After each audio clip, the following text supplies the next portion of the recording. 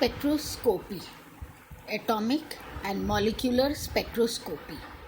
Spectroscopy is a general term that deals with interaction of various types of radiation with matter. We can classify spectroscopy into two types. First, absorption spectroscopy. Atomic absorption deals with the interaction of electromagnetic radiation with atomic species. Type of atomic spectroscopy. Atomic absorption spectroscopy, in this level, the quantities, it is the energy supplied to excited atoms can be measured and studied in terms of the frequency and the intensity of electromagnetic radiation. Atomic emission spectroscopy. In this level, quantities of energy emitted by the excited electron as they return to the ground state can be measured. Second, molecular spectroscopy. The first we were dealing with atomic spectroscopy. Now, molecular spectroscopy.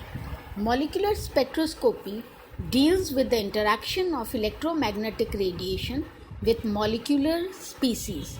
Molecules have certain energy level that can be analyzed by detecting the molecule energy exchange through absorbance or emission.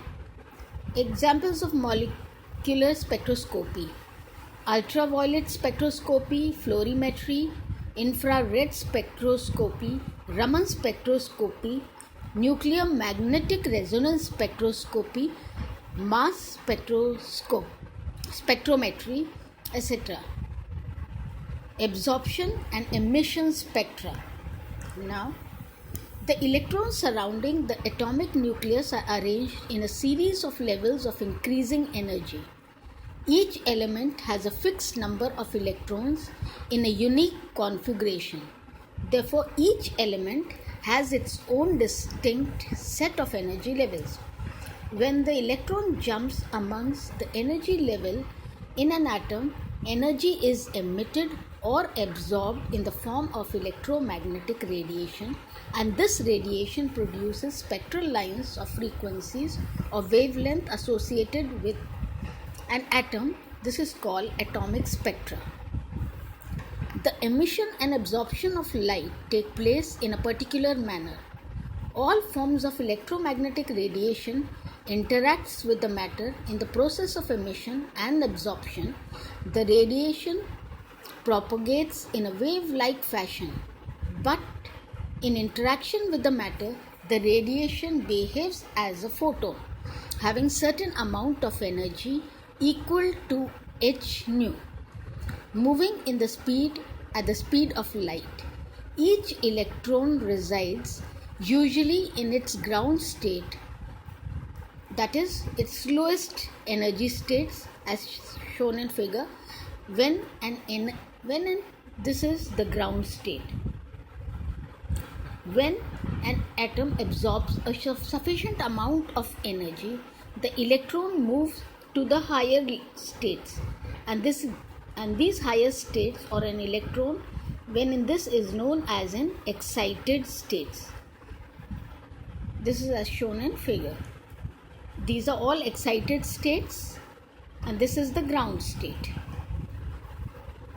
Transition between the energy level is only possible when the absorbed energy is equal to the difference between two energy levels.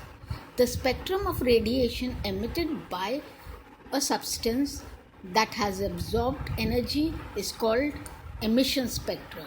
To produce an emission spectrum, energy is supplied to a sample by heating it or irradiating it.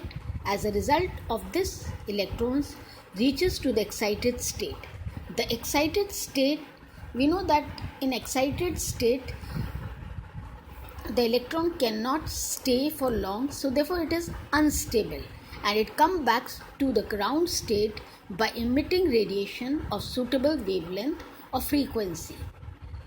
An absorption spectrum is like the photographic negative of an emission spectrum.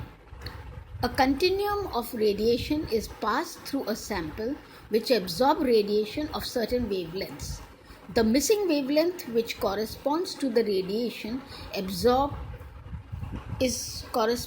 corresponds to the radiation absorbed by the matter, which leaves a dark space in a bright continuous spectrum, and which can be shown in the figure.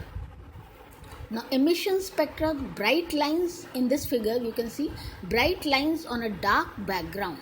This is emission spectra. And what is absorption spectra?